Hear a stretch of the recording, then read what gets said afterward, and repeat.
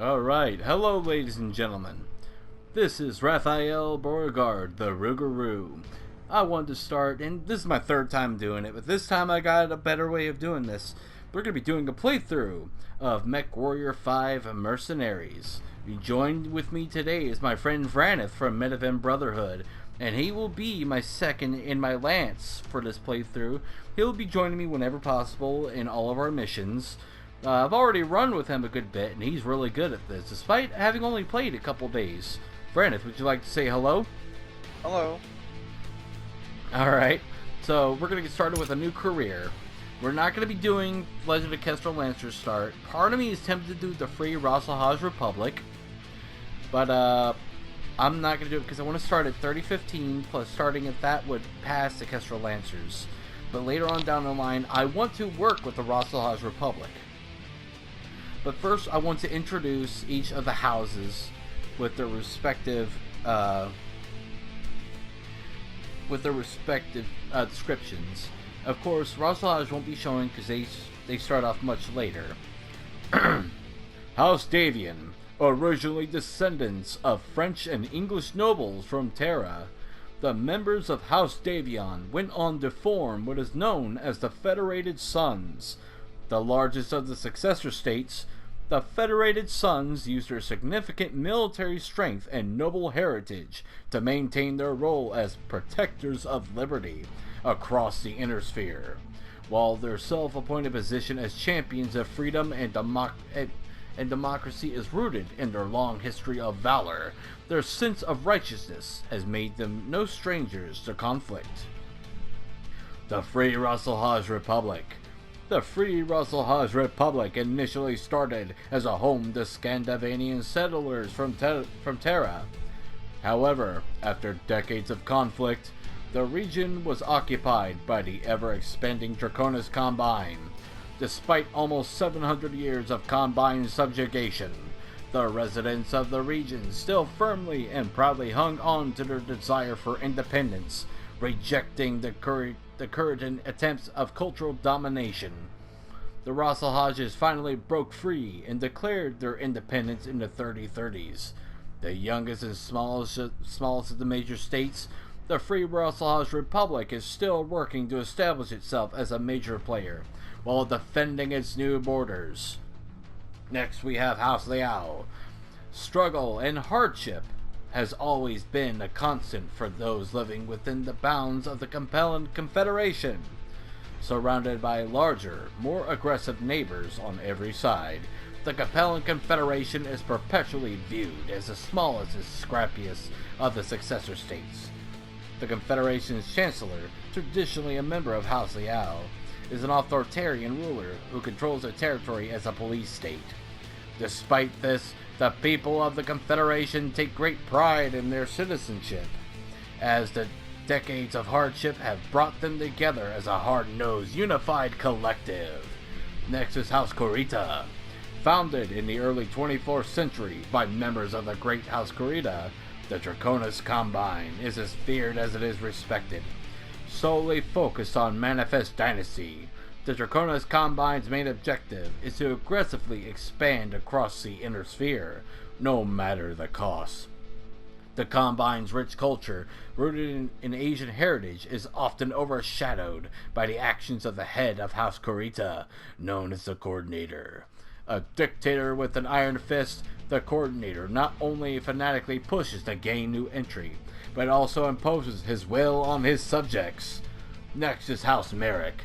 Tracing its roots back to Austro-Hungarian nobility, House Merrick is a main ruling family behind the Free Worlds League, a melting pot of Terran cultures from North America, Europe, and Asia. The Free Worlds League prides itself on the democratic rights and freedoms afforded to its citizens.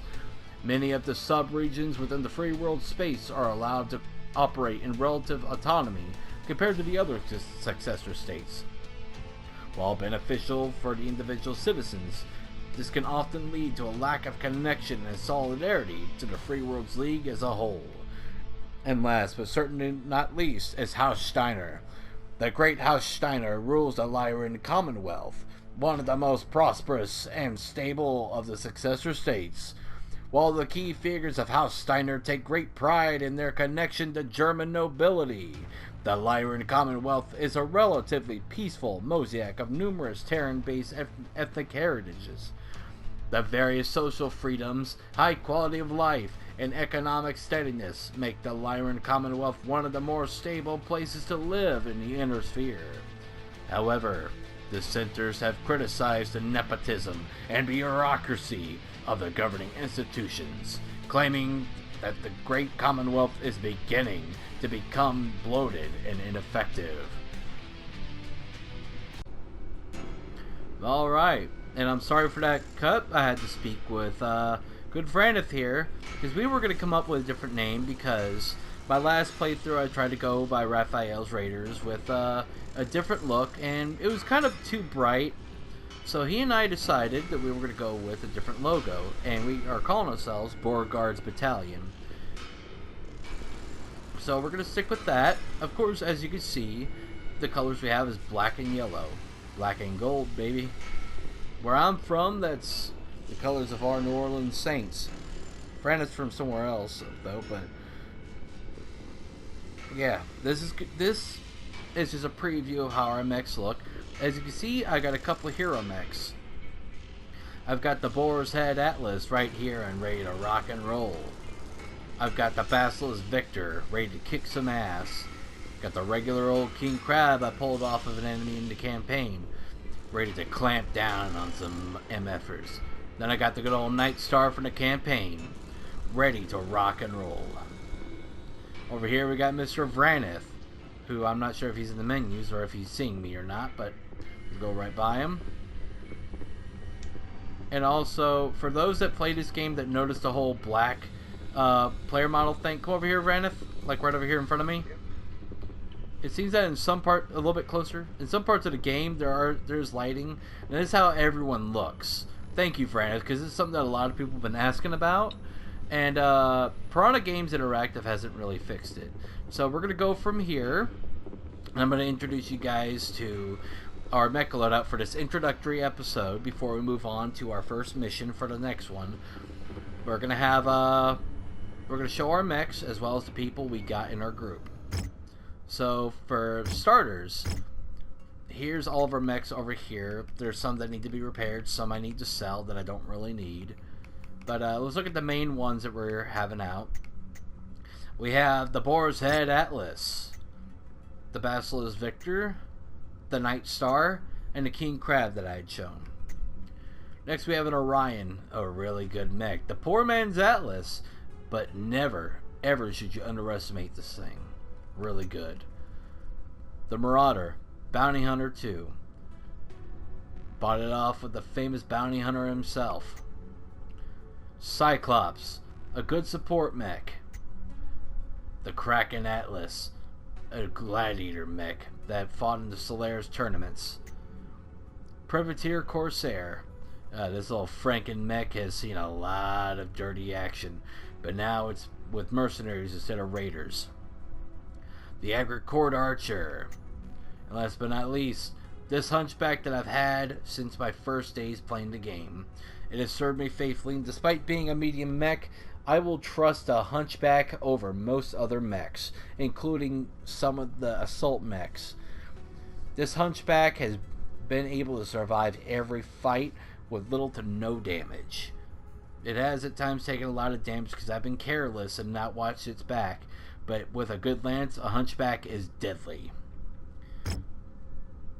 So we're going to go ahead and go through and we're going to look at Let's get to work. our people that we have.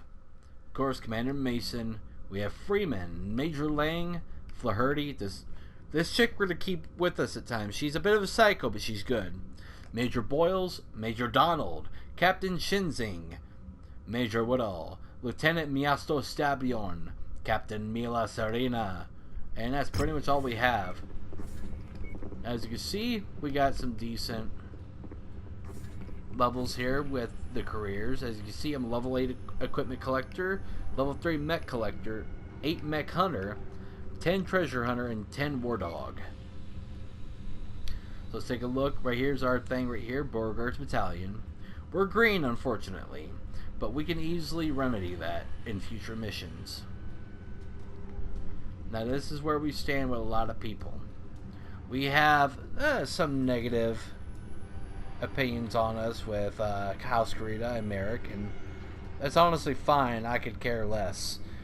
Now, another thing is, I had Vranith choose where we start, so we're going to be starting here in House Steiner territory, the Lyran Commonwealth. So, this is just going to be our introductory episode to show everything. I know it's going to be a bit long, but we're going to be recording the next episodes right after this, so anything you want to say, Vranith? I don't really know. Okay, we're going to cut it here. Everyone have a wonderful day, and we'll see you in the next episode. God damn it, Vranith!